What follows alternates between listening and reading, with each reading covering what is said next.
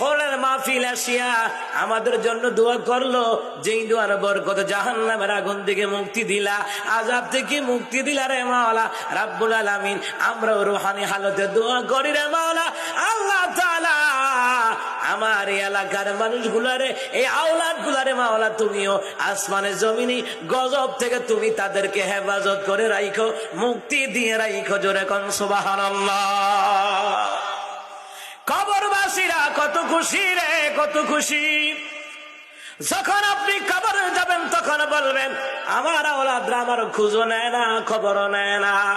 নবী আমার ডেকে বলেন, সূরা বনী ইসরাঈল তাফসীরের ভিতরে এসেছে, নবী আমার ডেকে বলেন কবরবাসীরা এত খুশি হয়, দুনিয়ার আর কেউ এত খুশি হয় না।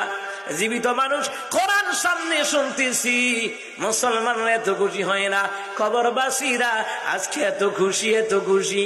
এই জন্য মুসলমান ইমানদারেরা জীবিত থাকতে কোরআনকে যদি মূল্যায়ন করেন, কিয়ামতের ময়দানে এই কোরআন আপনাকে সারা জান্নাতে যাবে না, জান্নাতে যাবে না। জোরে কোন সুবহানাল্লাহ। এর যুবক, কোরআনের ভালোবাসা দিয়া, নবীর আদর্শ দিয়া রে আমার যুবক ভাইরা এই জীবনটাকে পরিবর্তন করুন রে যুবক ভাইরা। এই কবর দৈনিক 3 বার মানুষকে ডাক দেয়। কয়বার?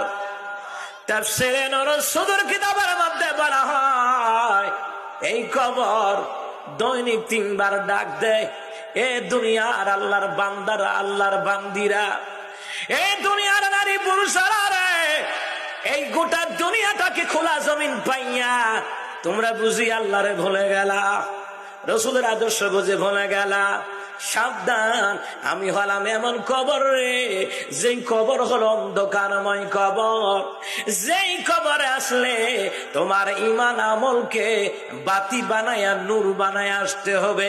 যেই ঈমান আমল নিয়ে মারা গেলে কবরে রাখতে দেরি হবে রে, এই কবরটাকে আমার আল্লাহ জান্নাতের বাগান বানাতে দেরি করবে না। এমনকি ঈমানের নূর দিয়া কবরটাকে আলোকিত করে দিবেন কে? কবর কায় তো নামাজকে সাথী বানায় আনবি, কোরআনকে সাথী বানায় আনবি, নেক আমলকে সাথী বানায় আনবি। না হয় আমি কবর রে আমি ছাড়ব না।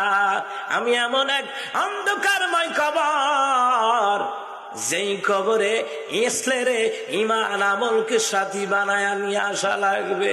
এই জন্য মুসলমান, এই কোরআন পড়লে, কোরআন শুনলে সওয়াব আছে না নাই? জোরে আওয়াজ দেওয়া লাগবে, আছে না নাই?